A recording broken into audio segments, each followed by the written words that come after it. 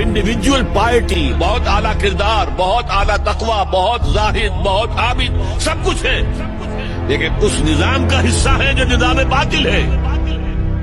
آپ کس کی گواہی دے رہے ہیں؟ وَمَن لَّمْ يَحْكُم بِمَا أَنزَلَ اللَّهُ فَأُولَٰئِكَ هُمُ الْكَافِرُونَ، جو فیصلے نہیں کرتے اس چیز کے مطابق جو اللہ نے نازل کی ہے، وہی تو کافر ہیں۔ تم نے کافر کسے سمجھا ہے؟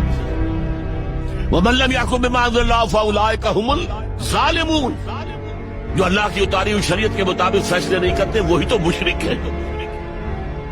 وَمَن لَّمْ يَحْكُم بِمَا أَنزَلَ اللَّهُ فَأُولَٰئِكَ هُمُ الْفَاسِقُونَ، جو اللہ کی اتاری ہوئی شریعت کے مطابق فیصلے نہیں کرتے وہی تو ناہنجار ہے، فاسق ہے، غدار ہے، باغی ہے، سرکش۔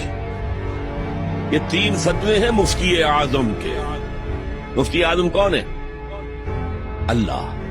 قرآن میں یہ لفظ آیا ہے اللہ کے لیے، یفتیکم یستفتونک، اے نبی یہ آپ سے فتویٰ مانگ رہے ہیں کلالہ کے بارے میں۔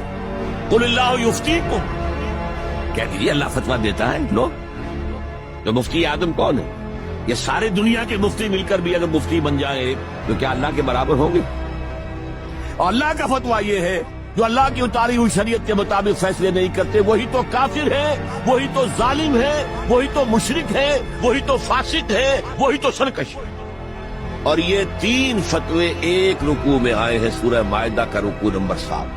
تو یہ شہادت جو ہے، یہ شہادت گہے الفت میں قدم رکھنا ہے۔ لوگ آسان سمجھتے ہیں مسلمان ہونا، ٹھیک ہے کہہ دیا اشہد ان لا الہ الا اللہ واشہد ان محمد رسول اللہ، اب تمہیں معلوم نہیں ہے شہادت گاہ میں آ گئے، اور شہادت سے مراد تمہارے قول سے اللہ اور اس کے دین کی گواہی ملنی چاہیے، تمہارے عمل سے اللہ کی اور اس کے دین کی گواہی ملنی چاہیے، اور انفرادی ہی نہیں اجتماعی سطح پر اللہ کے دین کو قائم کر کے گواہی دو دنیا کے سامنے کہ دیکھو یہ ہے اللہ کا